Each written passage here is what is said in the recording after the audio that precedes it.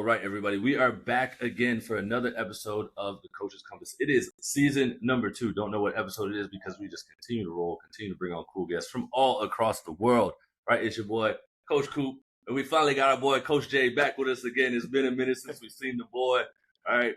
But thank you guys as always. Remember, hit that like, subscribe, comment button down below so we continue to have this thing grow. Now, we have a familiar face back with us today. We've got our lady, Dorthe. She is here with us again for episode number 2. No intro needed because what she's doing is amazing work. Now, Dorthe, how are you and how has everything been since episode 1? Thank you for having me once again. I'm super excited that you wanted to have me on as well, because obviously, like you probably sensed last time, we could go on for hours. And who knows, it's going to be a number 3 as well. So thank you. I'm busy, as always, with tons of different sports, not just football, but I think I'm kind of covering everything within that American football part, football as well, soccer world, tennis and coaches. I've been doing a lot with more coaches, even in the US and obviously also in Denmark. So that has been an interesting path as well for me, because at the end of the day, I always, when I work on it with my individual athletes, I get the insight. I get all the secrets that the coaches don't get.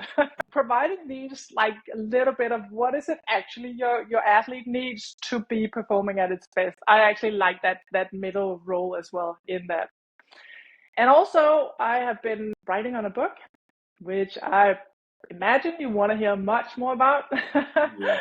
Oh, yeah. So actually, the one that I'm sharing, which I have been sharing with you guys, is the part 1. I'm actually releasing them in parts, in sections, because it's a little bit of a funny journey, because the way I wanted to write that book was not because I want to be a well-known author, because that's not my mission in life. But the reason why I felt I needed to do that was because it's an area I've been working on for 10 years with helping maximize performance with my athletes. And if you want to hear the story of obviously why I'm going to share that with you now, is because since 13, I actually dived into functional sports nutrition, which was added on to my nutrition part, my traditional sports nutrition. And then I came across this genetic performance thing. So that means that you actually have a genetic analysis of the individual. And for me, that was like a penny drop, because I was working with athletes already by then. But there was something about, sometimes it was a little bit hard to find the right recipe. And a lot of athletes that borrow whatever works from somebody else. And sometimes they came to me and like, I did this nutrition plan that this guy that is already professional, he did, it doesn't work for me. And I was like, well, why? How come is that? It's brilliant put together, and it could be the training plan, it could be anything, but they didn't really get the same level of success as the other guy or girl had. So when I was introduced to the genetics, I was like, now I got it. I was like, a penny really dropped for me. Like, of course, we are super individually put together just by genetics. So of course, whatever works for one doesn't work for the other. But most people might say, yeah, but we know that. Yeah, but nevertheless, why don't you then look at it? So since then, since 13, I've actually added that in whenever I work with my individual athletes in whatever sport they're at. It doesn't matter if they're triathletes, cyclists, or boxer, or fighter, or whatever. It's still the same process. It's about understanding the foundation you're standing on. And from there, you can work with whatever in terms of the training protocol, or we can customize your nutrition protocol. We can make sure that you move around any obstacles you might have already at disposition for genetically. But that has just been my process, working with this. And I think I told you last time, which I don't remember, so I'm just going to rephrase on that again. So when I've been working a lot with all the nutrition part, all the physical part in nutrition and recovery and all these things from a physical perspective, I had my really bad burnout in 2008. And that was also my next awakening, because, oh my God, I don't understand this, because I got everything right in terms of nutrition, in terms of my exercise and all that. How come I had a burnout now? So that was my new way of actually looking into, but how is it actually that things are connected? How is it actually that the mind is connected to the body? So obviously having the understanding of the genetics, and also diving very deep into biochemistry and adding on that neurochemistry, because at the end of the day, everything floats around from the head to the body. It's not like we can isolate things. So for me, that was my next step into the whole psychological part, the mental training, the mental performance part of it, understanding the brain and all that. So over the years, I just put this together to understand the whole human being, because from my experience, and it's not just a belief or it's a guess, it's based completely on science. As long as I have the data on the individual, I can customize exactly what works for the individual, which means I don't have to guess anything. I don't have to say, let's try with this and then see how it works, and then we're going to evaluate.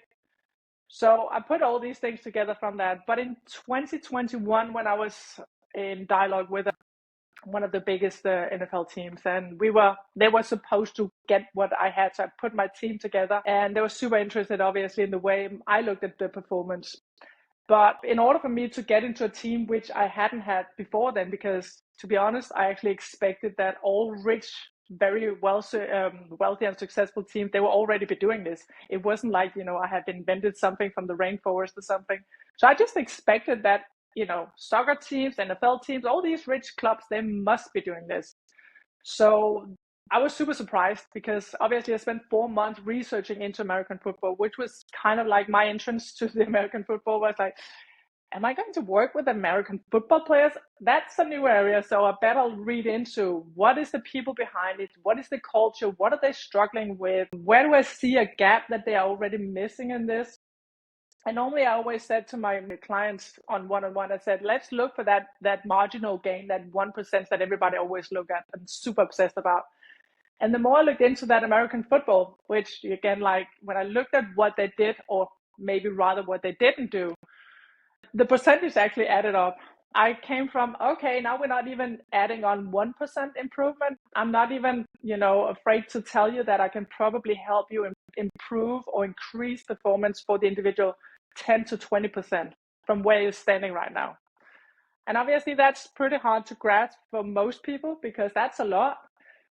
But of course, when I saw all these gaps missing, I thought, okay, let's look at how does that team sport look in general in the world? Because obviously Denmark is pretty limited in at the end of the day. So I actually spent the last 2 years researching as much as I could dig up, with contacts from coaches, from owners, from players, from ex-players, anybody I could actually dig information from.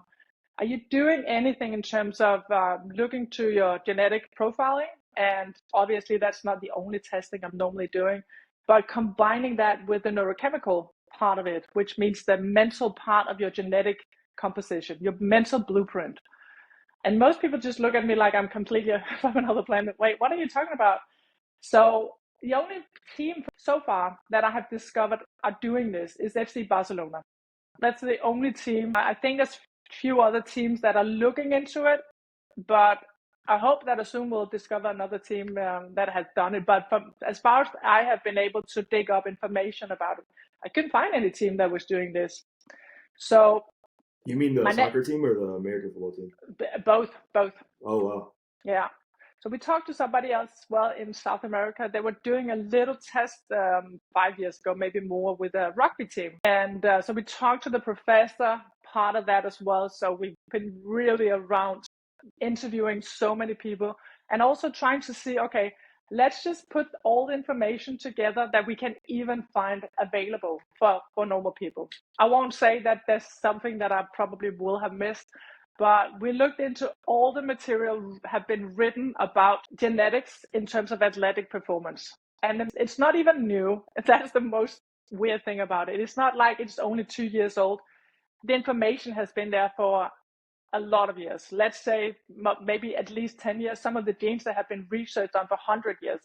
So it's not even something we just discovered. We have had the information. So that's why I actually decided to write this book, put all the information. So it's not just something I'm saying or believing or guessing.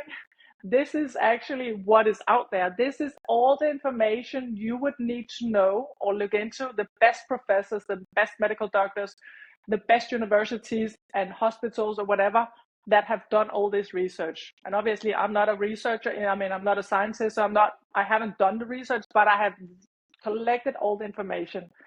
So that's why I wrote the book.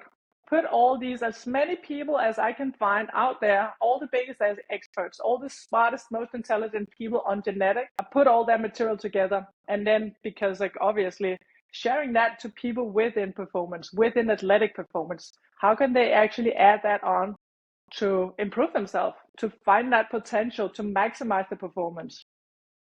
What does that testing actually look like? Is that like a blood test? Is that Well, it used to be a saliva, but now it's also different. Depends on what company actually use it. Some people do it with a swab, and then other people do it with just a blood drop. But it's actually super simple to get these things. And most companies, I mean, obviously there's a lot of companies today, but they mostly look into it in terms of establishing diagnosis. And also, we all know about, when we talk about DNA in terms of establishing a crime, for instance, a criminal, or fatherhood, what else could it be? Yeah, any kind of diseases. So it's not like it's uncommon or unknown for people to have heard about DNA. It's just, I feel like that is still not something we have been looking at in terms of optimizing performance. But obviously, I have hundreds of a really great result with that, working with individuals over the years. How has it been for you to kind of put all this information into a book, but not also in a way that you guys that are done the research and everything understand, but in a way that, the people that are taking that information also understand how to use it, and it just comes across as a way that everyone can use it. You know what I mean? Because some of the words that you're going to use in there might be a little too difficult or far ahead for some of the athletes, because like I said, when you sent me chapter 1, I was like, well, are there more pictures in here? Like, can I get some more visual references or something so I can understand like where this is going and whatnot? Yeah. It's not that I didn't understand what you were saying. It's just that sometimes my mind goes all over the place. So I'm trying to think of a visual of like how to like actually implement these things that you're saying. So how has it been to kind of put that together, and how have you made it in a way that others can also understand? Well, to begin with, to be honest, we actually didn't think that this book would be something most people would want to read. So we just put everything together, because obviously my research has been really collecting a lot, reading so many books that I cannot even follow up with that. So to begin with, we actually created this because we had a little bit of what can we say, a little bit of meetings with maybe some sexism, maybe some, people finding hard to understand it. Like, I'm Danish. What do I know? You're not a former professional football player. No, not really. And also, you're not a soccer player. So we had a little bit of experience with people doubting it. And, respectful of that. Of course, if you don't understand something, it's hard to actually understand that this is also something that I, or me as a responsible, whatever that would be, for athletes, how can I actually use this? Isn't it just something going on in the lab? So that's actually part of why we created it in the first place. So it's more or less like a rough part of it. So we will actually make it a little bit more digestible for more people. But this was just to have a little bit of information so you can get an idea about what is it actually we need to understand in terms of performance, in terms of optimizing the individual. So I can give you a funny example about that as well, because when I try to describe why we need the information, I don't remember again if I mentioned that, but I always use the example. So let's say Nike, for instance, came to one of your teams. You were part of a team. Nike came in with 100 pairs of really brilliant shoes for playing, or boots. And then they said, here's a pair for every one of you. And it's just mixed sizes. So we just put it in the same size. Will that be a problem at the end of the day? This is the environment they put into. But yeah, there might be somebody two numbers too short, but yeah, I'm going to squeeze my foot in. I might get a little bit of bleedy blisters, but I'm just going to, suck it up and then just follow through. Or I'm going to put in a smaller foot to a bigger shoe, and then I'm just going to try to adjust it. So wouldn't it have been a little bit more efficient if we actually knew the size going forward, so we didn't have to adjust the environment for that? So when we look at the genetics, it's actually understanding, this is my blueprint. How can I create the environment so it matches my blueprint? That's actually the whole idea of understanding this. And actually, when you look at, especially in team sport, we have these silos. We put everything in silos, probably because it's mainly men, not to offend anybody, but men works in silos. Exactly. You laugh, you probably, yeah. For real. That's just how it is, So I always get asked, so in what department can we put you? And I'm like, actually, all of them and in between. And they just look at me like, that's not possible. Like, yeah, but you're missing Well, out on what's going on you're in the messing up our community. categories. Like, we don't like that. Exactly. That's the response I always get. Is like, but we don't understand it. So why does the mental department way back in the corner of the facility where we actually just knock on the door when we have an issue? Why does that all of a sudden have to speak to the physiotherapist or the nutritionist? Because it's everything communicates.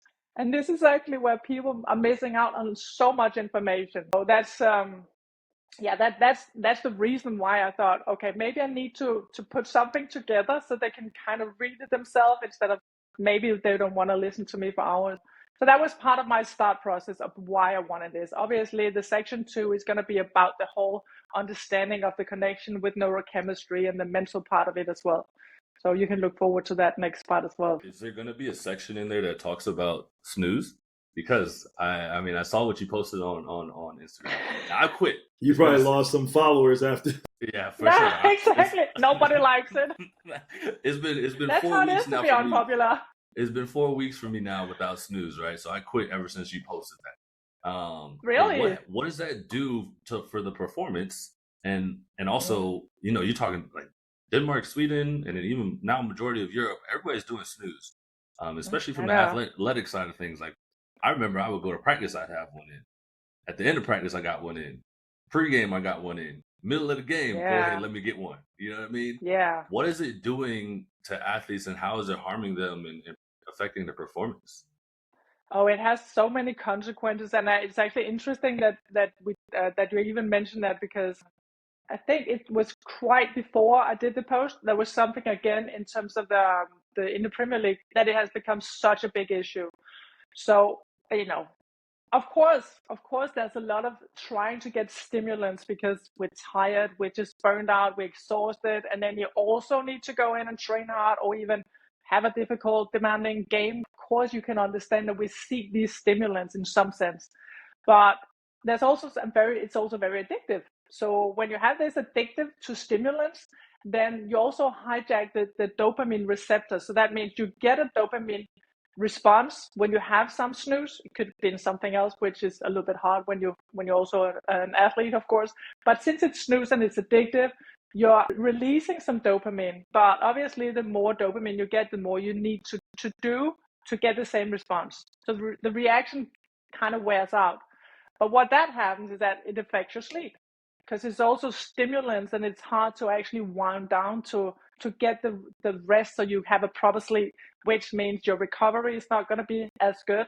And when you don't have that right sleep, your cortisol will rise, and then like the bad rabbit hole is actually just continuing on that. So that's a lot of consequences for the desired outcome we actually do want. And that being said, of course, there's a lot of things also in terms of nicotine and in releasing some of the acetylcholine in the brain, which gives you focus. So it also makes sense that you have a good experience with it. Obviously, like I said, the downside is the addiction part of it, because that creates something else. And then people have to get something to calm themselves down because they obviously want to have some sleep.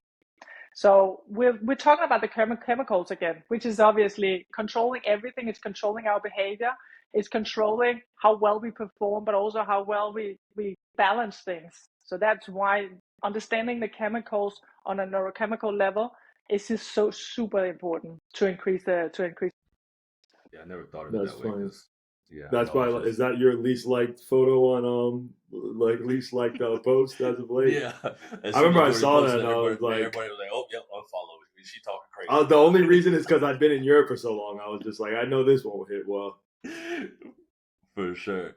But addiction is such a big problem in sport. I mean, I always get surprised how much addiction there really is, and that could be really bad lifestyle next to a really high performance that is very demanding, very exhausting, requires a lot of recovery. I have actually been very surprised how much addiction there really is, not just to snooze, unfortunately, but I see that a lot. But again, there's also so much pressure. So there's also another part of me, of course, I can understand why we sometimes seek something that can give us some pleasure. completely understandable in some sense, but obviously it has a really bad consequences. Yeah, why do you think athletes suffer so much from having so many addictions? Because I mean, you look at like some of the highest performers in all sports do have those certain like, well, there's gambling addictions, right? There's Mm-hmm. drug addictions, there's alcohol addiction, right? There's sex addiction. Like there's so many things that people can Yeah. say that are they're addicted to. But if you look at like the high performance, like there's usually something that they're Mhm. that you could probably say is a negative or maybe even a positive Yeah. addiction. There's addiction things that we have.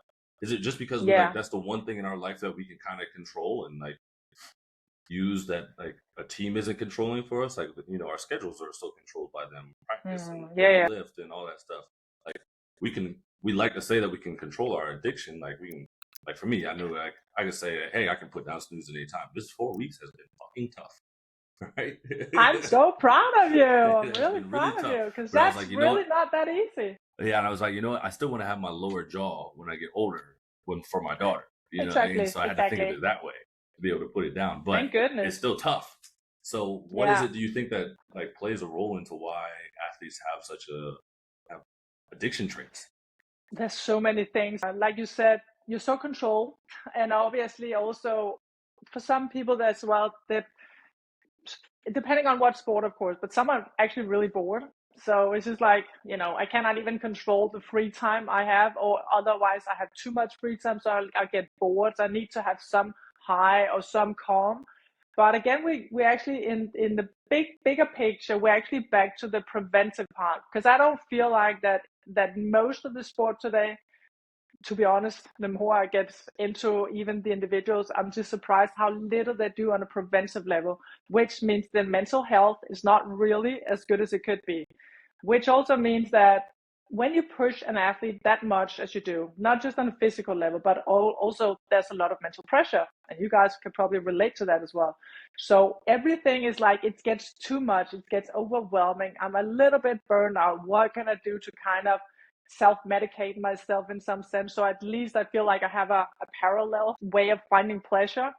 So I think there's a lot of things within that for sure that is triggering you, because again, a lot of athletes are not super motivated for going into the gym again and again and again and getting into that hard game, being super exhausted. It's not, I don't know about you when you both played, but a lot of them is not continuing motivated about what they're doing. They're just there because they're good at it, they make good money or whatever. So that's kind of their professional career, or even if it's not necessarily professional. But what I hear, at least from the athletes, is that there's a lot of things that they don't really necessarily every single day, like people would think, are just super happy or super fulfilled with their sport. So it's natural that we seek something that gives us some kind of satisfaction besides the sport. One thing I wanted to mention last time, and I totally forgot. I totally forgot what it was and who it was that said it. But I'm not sure if you've ever heard of it. But it's like the five. I think it's either 5 or 4 coactives of sport, and it's Mm-hmm. by like Dr. Fergus Connolly, and I think it's Mm-hmm. like physical, psychological, technical, tactical, and the last one was like culture. And I feel like, especially like the higher levels, when you're talking about like the professional football, the guys with regards to technical and tactical, they have that. And then especially with regards to physical, they also have that. And that's why I feel like with your expertise and even what the book is speaking to is just like that psychological and cultural, I believe is so much more important and significant at those higher levels of the game, just because all those athletes already have, I mean, they're there for a reason, Yeah. technical, tactically, and physically, pretty much they're all on the same level. And Mm. the difference psychologically and the difference, Mm. culturally within that organization is in like paramount.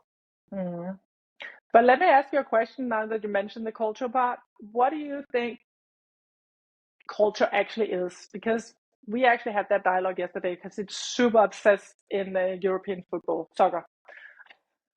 And I feel like it's a little bit coming into American football as well in the US. It's like we talk about this culture all the time. And it's interesting because it's one of, for me, becomes one of the cliches or the phrases we like to use because that's probably some old McKinsey company organization thing. And now we want to bring it in.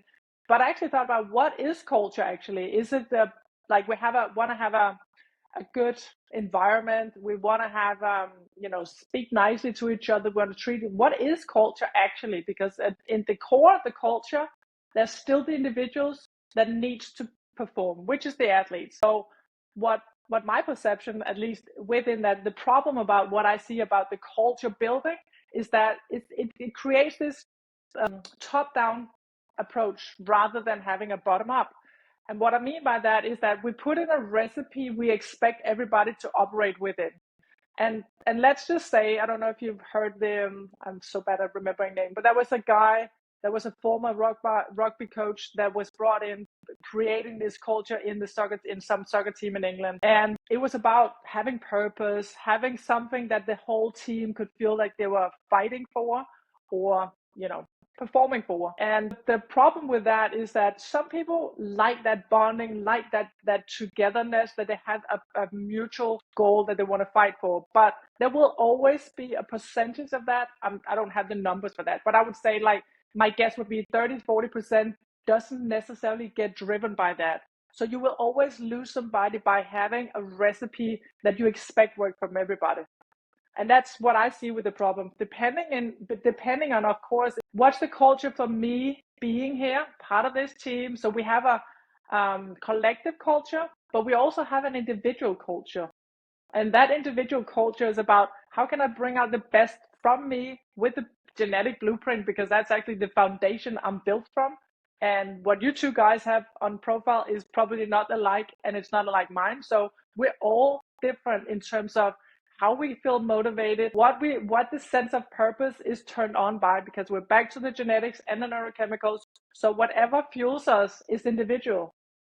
And that's how I see the problem with, again, putting things into silos and separating these as well.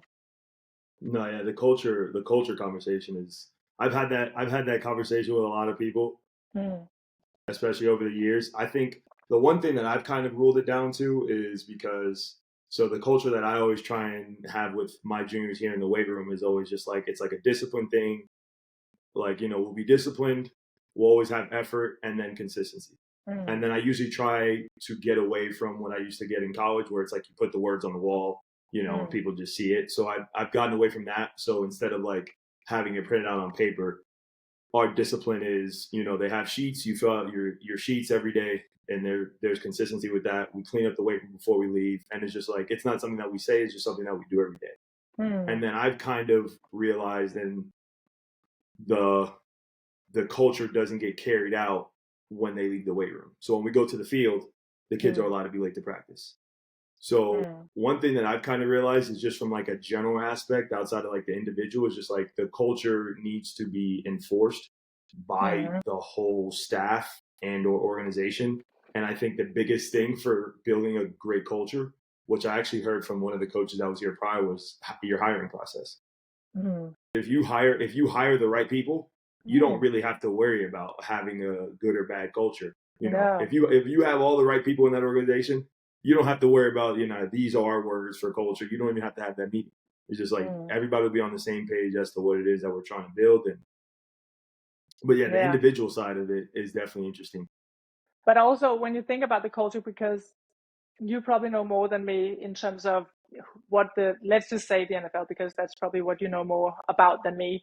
But let's just say if you can think of a team right now, this season, who you feel like have a really good culture, and they might not even still not be performing super well. So what is it actually you want to build with that culture? You see what I'm saying? It's like, I like the idea that we want to have a culture. I think it's super good that we have something like a framework that we all work from. And then within that, this is kind of how we want you to be, or be with us as a culture within that. But it doesn't necessarily bring you more wins. That's more my point. No, definitely. No. That's one thing too, is just like, and do you think that's just at the higher levels, where it's just like, once you get to those higher levels, like culture and performance no longer are, parallel to each other? Yeah, exactly. And that's more my thing, because I think we need everything that is obviously important for a team on a collective basis. Of course, we need those, but we cannot look away from the reality that you still have a bunch of individuals it's just a fact, like we all have different shoe size, we all have different eye colors, we still have that 2% that is different. So as a human being, we are like, because we all have a heart, we have lungs and all that. Hopefully we have pretty much the same recipe in that. But 2% of every single human being has a variant. And that variant is my important information for how I perform the best. And that's actually the most important 2% that can enhance and improve my performance, maybe 10%. So even if you look at a team who has a collective team approach, we still need to focus on how do we build up the individual. Why are some players, for instance, more injured than others? They have the same training, they have the same protocols, they have everything the same, but yet some people tend to always have inflammation or whatever. So it could be that maybe we should also build that thing up together with the culture if we at least want to have a better performance, which obviously at the end of the day, most teams want to win. So I would imagine that's what we're all trying to get. And also not to make sure that we don't just, exhaust the players so much that they are actually not able to deliver the best. Speaking of culture, what is your take on mental toughness?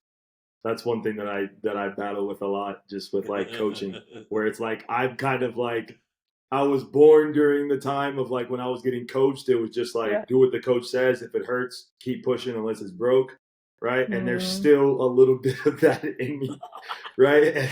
And that's the thing. I usually try and I always hold back. I feel like I do a good job, especially here in Europe, because obviously the kids aren't. They work in America. And then there's also the other side of me that's just like you have to adapt to these athletes. So it's like the waterfall approach, and then there's like the adapting part. But sometimes I feel like the con to the adapting part is now that I'm robbing this athlete of actually being able to adapt to the situation. Where it's just like, because for me, it's just like you may not always get a coach that's going to be nice to you and likes you.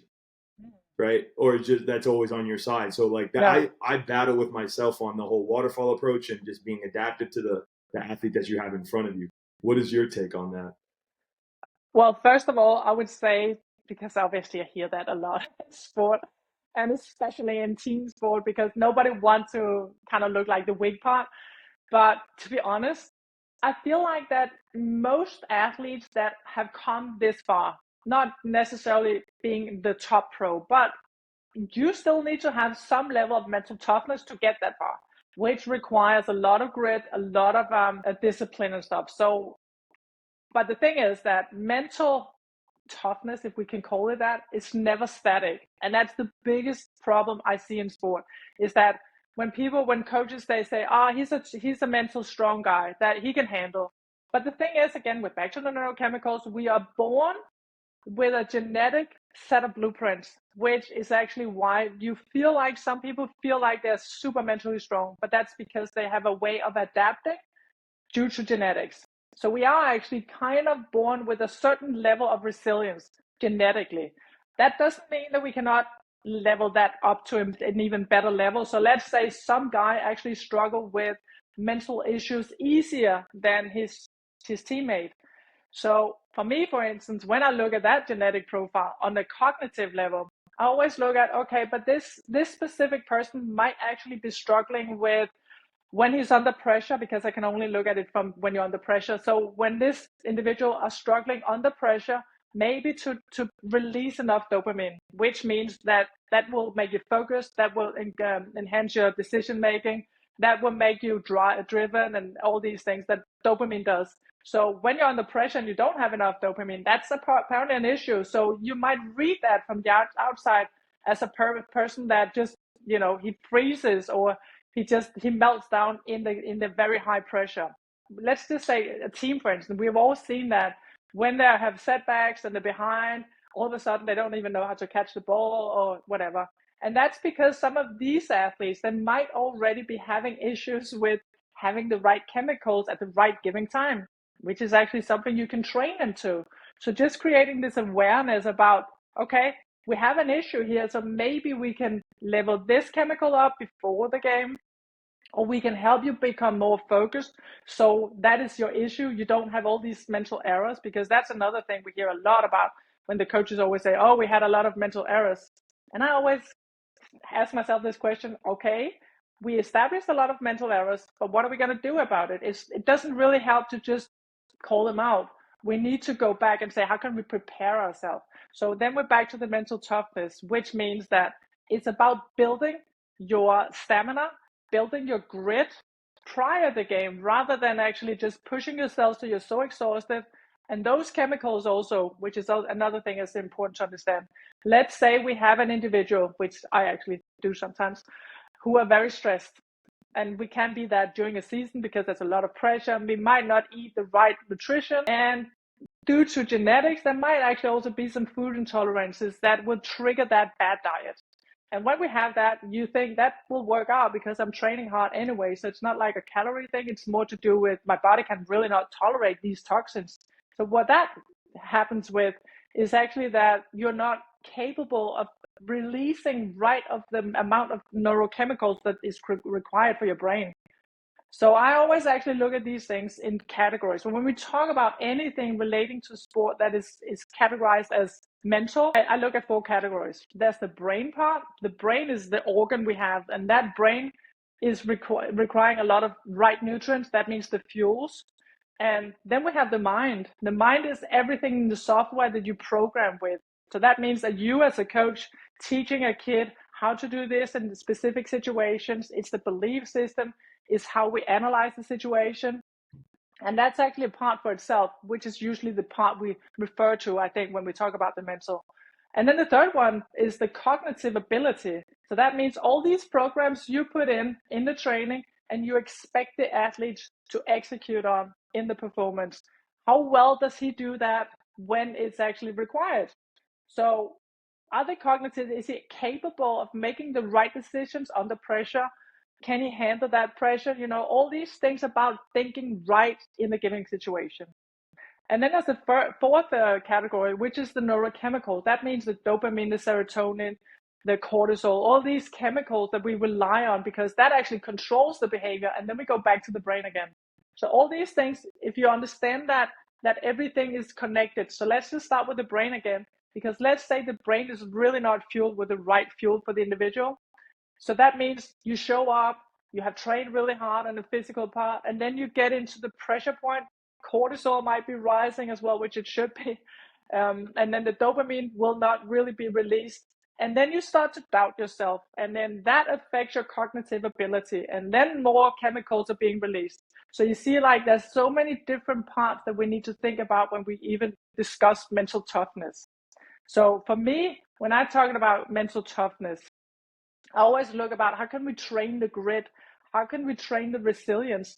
Is there anything, because at the end of the day, none of us can fight our chemicals. It's just like when I say, when people try to lose weight, nobody's backbone is stronger than a what's it called, like a spiking and a dropping blood sugar. We're just not. I don't know about you guys, but if I'm really like having low blood sugar, I'm gonna eat anything. I'm not going to, but I could even go to McDonald's. It's, you know, I mean, I could eat anything. That's how bad I don't want it. But it's like we cannot control these things because the chemicals is actually the thing we should look at when we talk about mental toughness. So the key to this and the secret of to understanding these chemicals, because we have them released on and off all the time, but the secret is actually that we can control them ourselves. And that's how I look at mental toughness. So yeah, we might be some people that have this, what can you call it? Like they're already by nature a little bit more resilient than other people might be. But also to understand that that's not necessarily consistent. That could be that something is going on in the private life, in the family or whatever. And then of course that will affect the chemicals in a level that strong toughness that used to have might be, you know, under the floor. So we might not even have that anymore. So for me, it's actually more about understanding what is going on in this situation. How can we make sure that these things are in balance? But first of all, we got to focus on your brain, because the brain is actually the headquarter for all this. So that's how I look at it. But that's why mental training, sorry? No, go ahead. No, I was about to say, so that's why the mental training and the proactive approach is much more efficient than always waiting for, oh shit, he collapsed, go into the corner of that department because there might be somebody putting out the fire. So I always think about that. We all have our brain is the biggest asset. I just, before you go on, Coop, I just want to ask both of you, how much of a football game, for instance, do you consider mental part? How many percentage of the sport is Ooh. mental? For me, it's gotten lower as I played this game, just because it happens just so easily for me, and it's kind of like that flow state. And Yeah. I think just like you said, I feel like I think one thing that was always innate to me, because people always ask me like how I like, but like stressful situations, I just handle stress well, and You that don't just think it's comes like stressful? yeah, no, not for me, No. no, and I think No, that's no. just an innate quality for me. Yeah, absolutely. What I about would you, say that. Coop? I would say pre-game is probably like prior to the game is probably more stressful than actually being in the game. Because I think there's a Mm, lot of things that lead up that you're thinking of that could happen in game and all the stuff that you prepared for and whatnot, and just running through plays and formations and calls and all that stuff. That part mm, probably is more mental than when you get in the game. Like it's kind of just like second nature. Like I don't really think that much when I'm in the game. yeah. No, yeah, Obviously same. being at the position that I was at, like safety slash linebacker, like yeah, we had to make like checks and stuff, and that Mm. plays a mental part in there. But outside of that, it's just it became so like it's football at the end of the day. But that's really the typical question here because, yeah, but of course, we have to make decisions like all the time. The interesting part of it is actually that because I always look at American football really as a chess on grass. I'm just so fascinated how much you have to memorize, how often during a game you have to make decisions, even in seconds. So I'm just so amazed that not only do you have to be physically super prepared for this, but you also get run over by a truck almost. That's at least how I see it because it just seems so brutal. But at the same time, your brain really have to be with you because you need to make decisions. You have to be strategic. All these things that are going on such a short time. So of course, what you have to expect is that your brain is with you. And just to share a little bit of example, because actually last week I did a workshop with the best tennis coaches we have in Denmark in one of the best tennis clubs. And I asked them the same question. So how much of tennis is actually mental? Immediately they said between 70 to 90%. I'm like, okay, that's quite a lot.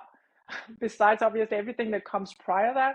And then obviously I said, so how much time do you put into that part of that preparation when the mental is so much of a percentage?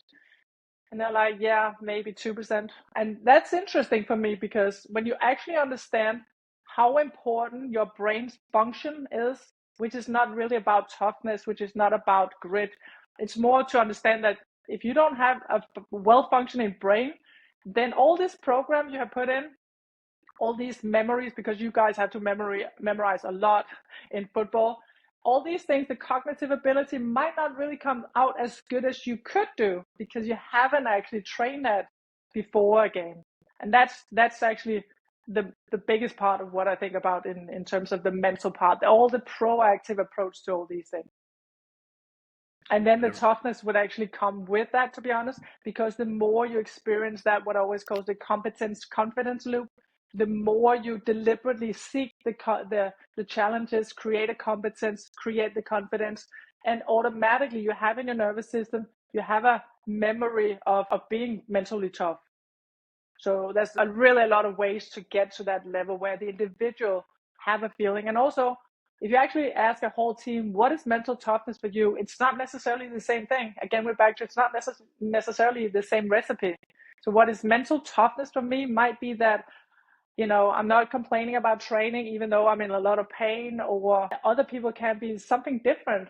But at least to create completely within that nervous system a memory or belief system about themselves in terms of how they look at themselves, then obviously that level of performance is mainly physical, but is created and generated by the mental.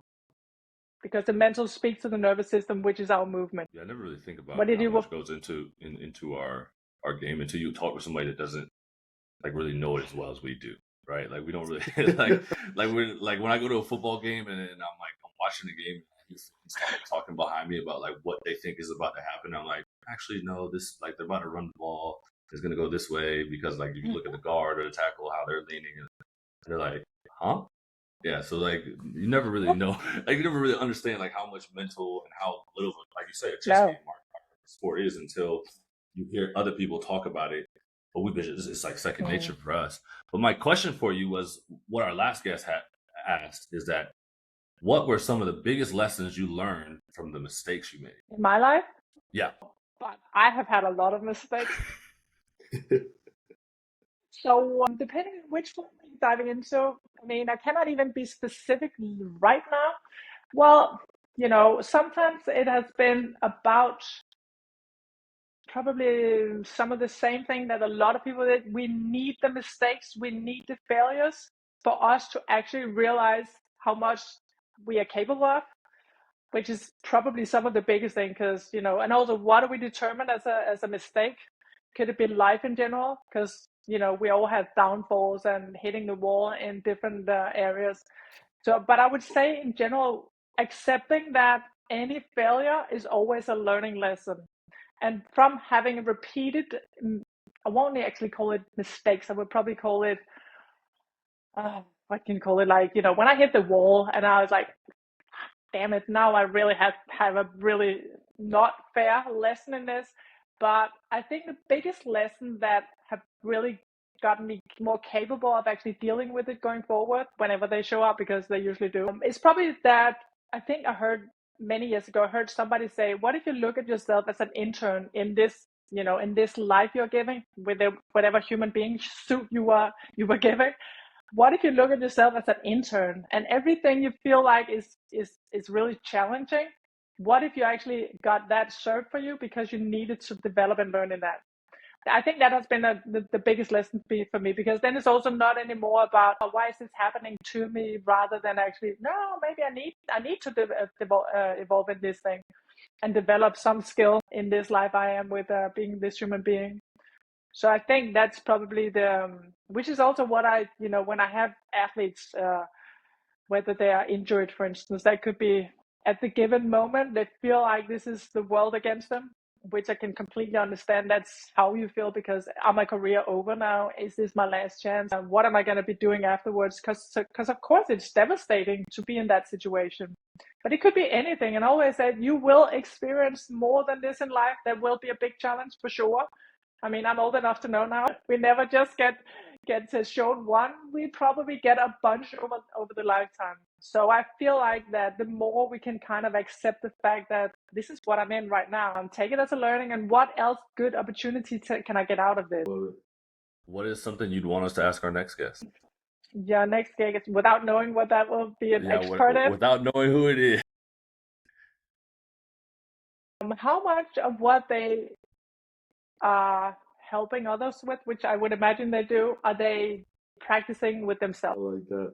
I gotta ask myself that question. Because that's another thing. Obviously, I ask myself this because, I have all these things that I feel like is the right way to do it, or whatever I suggest my clients with. But because that's why, obviously, I need to be my own product.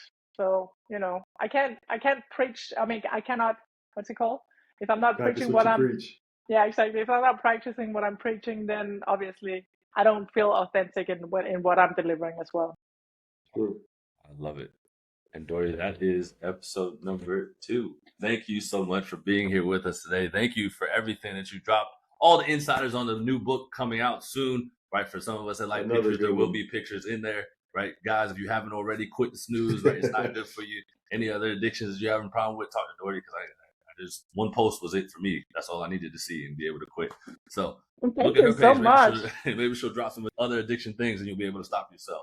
But thank you. Yeah, thank you, and thank actually, you so much. I actually want to just add to that. If you have anybody reaching out to you who actually would like to have a part of the first section, which is obviously the only one out yet, is the section about genetics, then feel free and actually share the online link that you have, because obviously I will create the part section 2, section 3, which is also going to be about flow. And you both talked a little bit about that, because obviously I'm also a flow practitioner. So getting into the zone, how you can train those things yourself, is going to be the third part. And to tell you, like I wrote to you recently, Coop, was also that we are actually publishing a book for, let's say, a little bit more hands-on direct book that most people can find color it in find everything anything. too. Yeah, I'm gonna make some nice graphs and all that. So it's that was the idea to begin with in the first place. So you might like that. So let's get back when we get to that as well. So I hope to be on here again anytime. So thank you Looks a like lot there's for going to be a bringing me third in. one coming soon. Now, guys, also Yeah. remember, go over to Evol if you're looking to find any of the top tier branding and programming, expert advice, and community dedicated to your success. That's run by my boy, Coach Jay, and Coach Nick Pham. So go over and go over to Evol and check those boys out. And thank you, everybody. And we're out of here. Thank you so much. Enjoy. Thank you.